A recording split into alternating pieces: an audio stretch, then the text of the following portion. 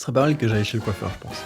Ok, le biologiste Max Schulz a déclaré sur son lit de mort « Je quitte un monde où toutes les questions importantes ont été résolues, sauf la question des anguilles ». Une punchline définitive qui peut sembler étrange, mais son siècle avait été à l'origine d'avancées scientifiques incroyables. La théorie de l'évolution, l'électromagnétisme, les vaccins, la thermodynamique, la première table périodique des éléments, on commençait enfin à percer le fonctionnement secret de la nature. Sauf celui des anguilles. Dans les millénaires qui ont séparé Aristote de Freud, on n'avait en fait pas fait beaucoup de progrès sur deux questions. Où naissent ces poissons et où sont cachés leurs organes sexuels? Les deux barbus précédemment cités ont d'ailleurs chacun consacré plusieurs mois de leur vie à chercher une réponse à la deuxième question, sans succès. Cet échec a mené le premier à penser que les poissons naissaient par génération spontanée, on en parle d'ailleurs dans un épisode avec Monsieur Phi, et le second est parti chercher des organes sexuels ailleurs, principalement dans la psyché humaine. Bref, les anguilles ont été pendant plus de 2000 ans une énigme, et cette épopée scientifique continue encore aujourd'hui. Mais cet épisode n'est pas sur les anguilles. Pour être tout à fait honnête, je vais essayer ici de vous convaincre que la 5G, les GPS, les processeurs et les satellites nous rapprochent plus de la biosphère qu'ils ne nous en éloignent. Et tout commence sur une île déserte au milieu de l'océan Pacifique.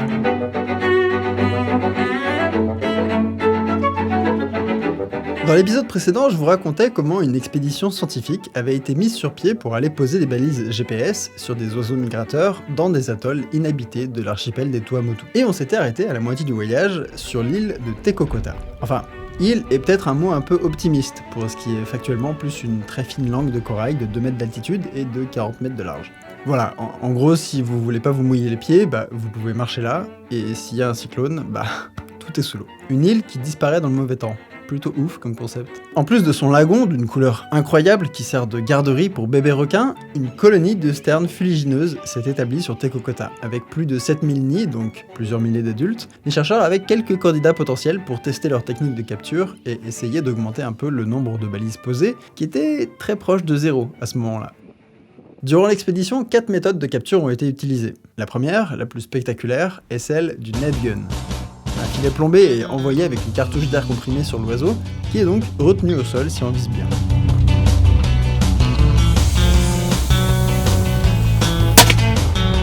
Mais non!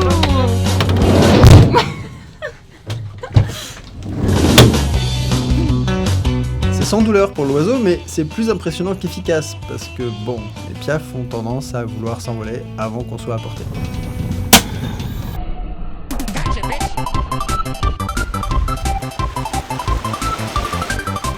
Une autre technique consiste à poser un clapnet, une sorte de filet sur ressort qui se referme dès que l'oiseau rentre dedans.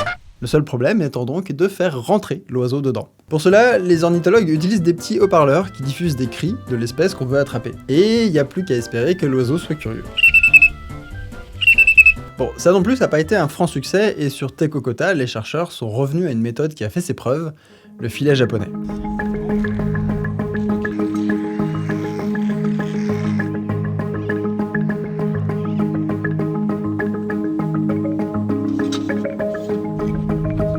Le filet très fin est placé dans le passage des oiseaux et les chope en plein vol et les récupère amoureusement dans une poche. Les ornithologues formés à l'exercice récupèrent ensuite l'oiseau qui est emmêlé et le démaillent.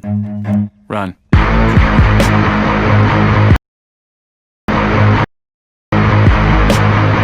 Il est ensuite mis dans le noir pour le calmer en attendant d'être mesuré, 43,0.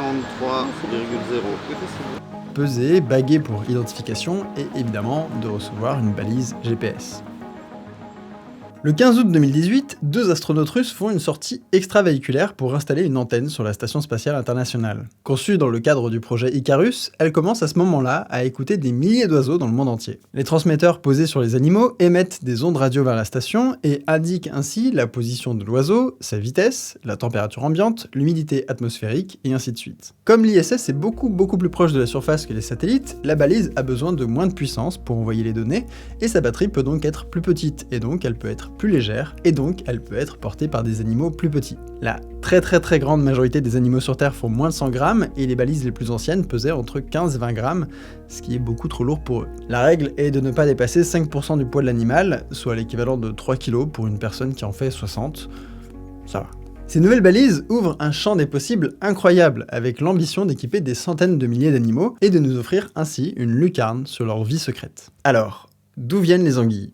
Balek fraté, me direz-vous, et j'avoue que c'est peut-être pas l'espèce la plus charismatique au monde, mais elle est en danger critique d'extinction, autrement dit, dans une situation pire que les pandas, par exemple. Son premier problème, c'est que ça se mange et que c'est bon. Ne bouge pas ma chérie, ne bouge pas ma chérie, on va juste... c'est rien. Son deuxième problème, c'est que c'est pas exactement joli, et son troisième problème, c'est qu'il nous aura fallu près de 2000 ans pour comprendre son cycle de vie, ce qui complique la gestion des stocks et sa protection au sens large. Donc, d'où viennent les anguilles ? On a commencé à avoir un début de réponse lorsqu'un biologiste danois a entrepris des expéditions pour mesurer les tailles des larves d'anguilles dans l'Atlantique. Il a constaté que plus on se rapprochait de la mer des Sargasses, plus celle-ci rétrécissait, ce qui par déduction nous donne la zone de l'éclosion, mais il faudra attendre 2016 pour commencer à avoir des données un peu plus précises sur leur mode de reproduction. 80 individus équipés de balises GPS montrent que les anguilles sont très différentes entre elles. Certaines avancent lentement en direction de l'Amérique, tandis que d'autres la prennent cool. Elles plongent le jour et elles restent en surface la nuit, elles n'arrivent pas toutes au même moment au site de reproduction. Bref, ce n'est qu'en 2016 qu'on capte qu'on avait raté tout un aspect de leur existence. La question des anguilles reste encore nimbée de mystère, mais grâce à ces nouvelles technologies, on comprend mieux la vie intime de ces animaux.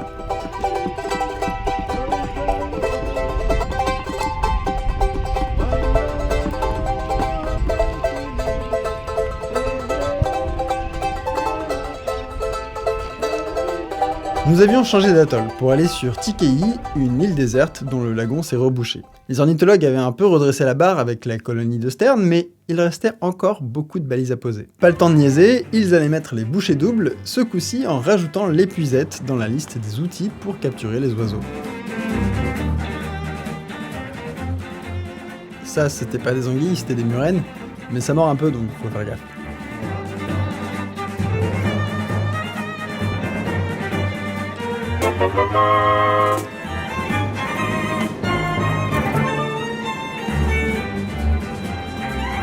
Voir des experts poser ces appareils peut sembler absurde. Après tout, l'idée des balises est d'avoir des données que même les meilleurs naturalistes ne peuvent pas obtenir. Est-ce qu'en faisant ça, ils ne contribuent pas au développement d'une technologie qui va, à terme, les remplacer ? Est-ce que finalement, la technique ne va pas se substituer au bon vieux savoir-faire ? L'amour du terrain les réveille à 4h du mat, les pieds dans les murènes et la peau bouffée par les moustiques.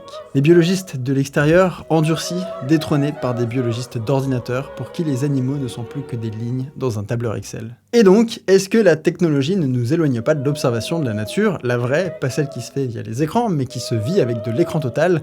Ah là là, ça fait réfléchir, on vit vraiment dans une société. Eh ben, factuellement, pas du tout. C'est toujours très tentant de glisser sur la pente facile de « la technologie nous éloigne de la biosphère, la culture contre la nature, les GPS contre les pieds nus sur Terre à l'écoute des vibrations de Gaïa, tout ça », mais c'est aussi un cliché. Une logique simpliste qui ne se fonde pas sur la réalité. Premièrement, il faut de sacrées compétences de naturaliste pour réussir à poser ces petits transmetteurs. Il faut sélectionner un endroit en se reposant sur des connaissances écologiques solides, être capable de faire une reconnaissance efficace, fondée sur des milliers d'heures d'observation dans les jumelles, poser des dispositifs de capture en connaissant le comportement de l'animal, réussir à démailler doucement l'oiseau sans lui faire mal, et enfin l'équiper sans qu'il ne soit gêné. Pour avoir passé 3 semaines avec eux, je peux vous assurer que c'est du véritable travail d'orfèvre, une prouesse de passionné. La technologie ne peut fonctionner que grâce à l'expertise de terrain, elle ne la remplace pas. C'est un outil de rêve pour les biologistes, mais ça ne les empêchera pas de se faire bouffer par les moustiques une bonne partie de leur carrière. Dommage. D'autre part, ce qui peut sembler être un gadget est en fait au cœur de 3 révolutions. Premièrement, il révèle une dimension du monde animal qui était impossible à deviner sans eux.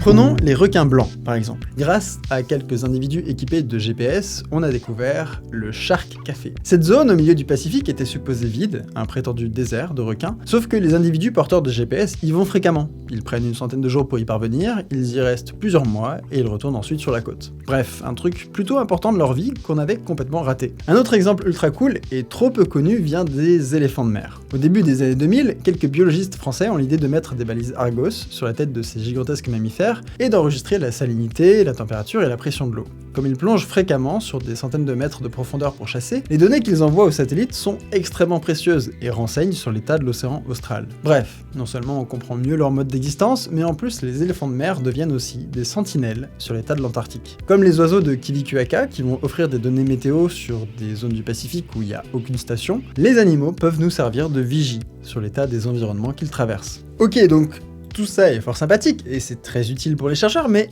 qu'est-ce que les animaux y gagnent, eux ? Après tout, ce sont eux qui portent les balises GPS, qui paye, entre guillemets, le coût énergétique d'un truc qui semble être conçu uniquement pour notre plaisir égoïste. Même si le site officiel du programme Icarus explique que les transmetteurs ne sont posés que lorsque les bénéfices l'emportent largement sur les risques éventuels, en consultant les experts locaux et ainsi de suite, c'est quand même mieux s'ils en tirent quelque chose directement. Et heureusement, les exemples où les dispositifs de suivi améliorent la vie des organismes se ramassent à la pelle. Les manchots de Magellan qui vivent en Patagonie ont le malheur de traverser des flaques de carburant de bateaux lorsque ceux-ci croisent leur route de migration. Ce carburant tue des dizaines de milliers de ces animaux chaque année, et les outils de suivi ont été utiles aux chercheurs et aux acteurs de la conservation locale pour montrer qu'il fallait repousser les routes de navigation des bateaux et créer un sanctuaire sans passage de gros paquebots qui dégazent leur merde. Bien sûr, les GPS ne vont pas créer de volonté politique tout seuls, mais ça aide à investir les efforts aux bons endroits. Une autre pratique est d'implanter des dispositifs de suivi sur des animaux menacés, comme la dernière girafe blanche ou les rhinocéros. L'idée est généralement d'avertir les rangers si l'animal ne bouge plus ou s'il sort d'une certaine zone protégée, mais ça peut aller plus loin. Cette année, une étude a montré qu'il était possible de prédire la présence de braconniers dans la savane africaine avec plus de 85% de précision, juste à partir d'un algorithme de machine learning alimenté par les données de mouvement des animaux. Lorsqu'il y a un braconnier, les animaux bougent de façon brusque, les groupes sont plus resserrés, ils se déplacent dans des zones différentes de d'habitude, bref, autant de signes qui permettent de créer un système d'alerte précoce pour aider à lutter contre le braconnage. Une autre application équivalente existe en mer. Près de 20% de la pêche est faite illégalement, avec un impact dévastateur sur les écosystèmes. Les navires utilisent un système d'identification par satellite, le AIS, mais les bateaux illégaux ne l'activent pas pour des raisons assez évidentes. Ils sont donc invisibles aux yeux des autorités, à moins bien sûr de déployer des avions ou de faire des patrouilles. Mais personne n'a les moyens et les pêcheurs illégaux sont trop nombreux. Comment repérer ces embarcations? Donc, des chercheurs ont eu une idée. D'ailleurs, fun fact, dans le tas, il y a un Français qui bosse dans le même labo que celui des éléphants de mer. Et d'ailleurs, fun fact, j'ai fait un stage dans ce labo, et autre fun fact, j'ai fait sauter le courant du labo en jouant au volley complètement bourré à 2h du matin. J'ai mis une grosse patate, ça a poussé 2 lignes électriques l'une contre l'autre, et en activant le groupe électrogène d'urgence, tout ça, bref, j'ai failli ruiner plusieurs expériences. Bref, donc, des chercheurs ont eu une idée, transformer des albatros en sentinelles. Plus de 150 oiseaux ont été équipés de balises GPS avec un détecteur de radar, et une fois relâchés, ils ont collectivement couvert des millions de kilomètres carrés dans l'océan Indien à la recherche de nourriture. Lorsque les chercheurs voyaient de nombreux oiseaux converger au même endroit, ce qui est souvent le cas derrière un bateau de pêche, et que la balise de l'oiseau confirmait qu'il y avait un radar, et donc qu'il y avait un navire, mais qu'aucune AIS n'existait à ces coordonnées, c'est qu'ils étaient très probablement en présence d'un pêcheur illégal. Et ça marche.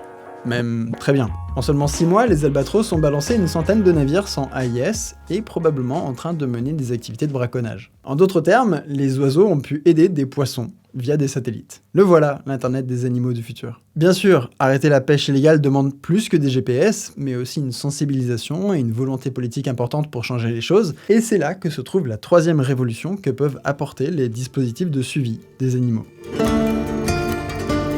En 2015, Internet s'enflamme sur l'affaire de Cécile, le lion tué par un dentiste de Minnesota. Ce gros mâle a été tué après avoir été attiré en dehors du parc national de Wangé, où j'ai aussi fait un stage. Et donc sa mort a provoqué des réactions épidermiques, mais aussi une prise de conscience des enjeux de la conservation en Afrique. Le lion portait un collier GPS, il était suivi par des chercheurs d'Oxford depuis des années, ce qui a à la fois permis d'élucider les conditions de sa mort, mais aussi d'en faire une personnalité.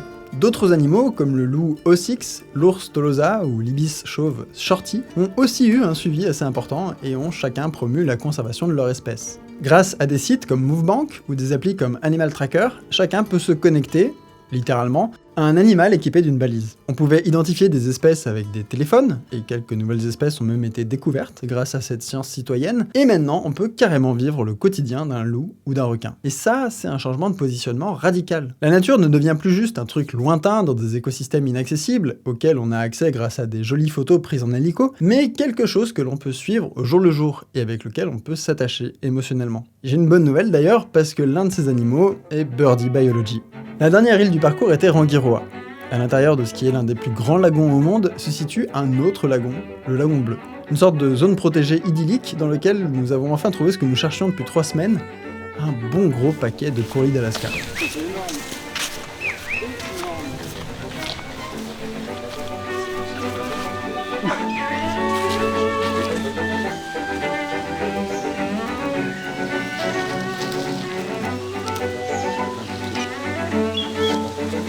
Un autre carré, là l'autre, tu le regardes. Et on n'en parle plus. Yep. C'est excellent. Très très bien. Le nom de l'un de ces oiseaux a été soumis à votre vote et il y a eu plus de 30 000 participations. Merci pour ça. Birdie Biology est sorti largement victorieux. Dommage pour Free Wi-Fi ou Malaysia Airlines, mais j'avoue que je préfère ça à Edith. Parce que vous voyez, Edith Piaf.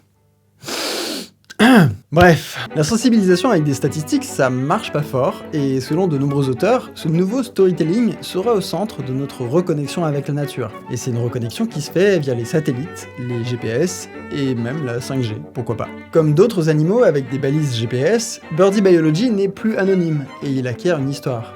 Et pour avoir des infos sur cette histoire, j'ai rappelé Frédéric Giguet, qui est le responsable de l'expédition.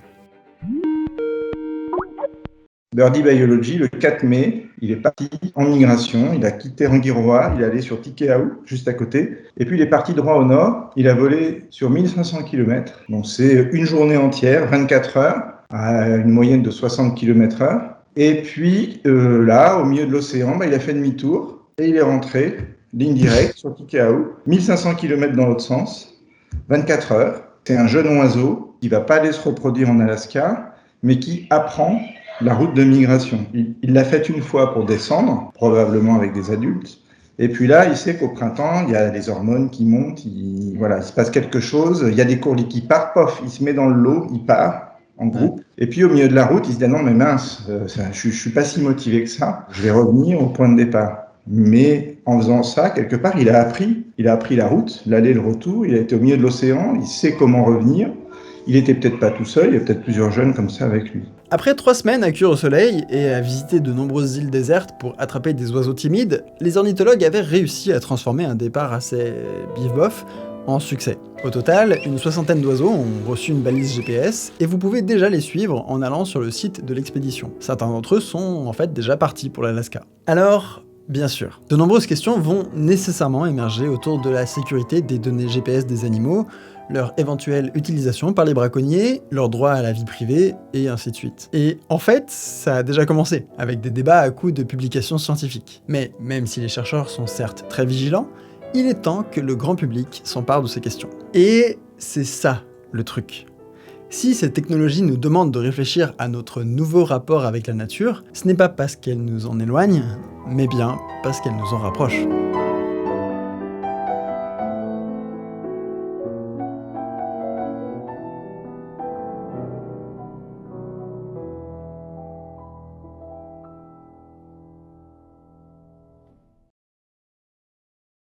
Salut! Merci d'avoir regardé jusqu'au bout, n'hésitez pas à vous abonner pour suivre la suite, qui devrait être plutôt sympa, surtout septembre, je pense que ça va être assez marrant. Cet épisode m'a demandé pas mal d'investissement, et donc c'est pour ça qu'il est sponsorisé. Par qui? Devine! NordVPN est un service en ligne qui vous permet de protéger votre balise Icarus des braconniers. Matez du contenu sans géoblocage. Voilà, consultez SciHub ou LibGen librement, c'est ce que permet l'abonnement de 2 ans. En allant sur nordvpn.com/dirtybiology, vous aurez une promotion et 4 mois offerts, et ce sur n'importe lequel de vos appareils. Donc nordvpn.com/dirtybiology, c'est satisfait ou remboursé de toute façon. Voilà, c'est tout pour moi, et je vous souhaite une bonne continuation. À la prochaine, salut!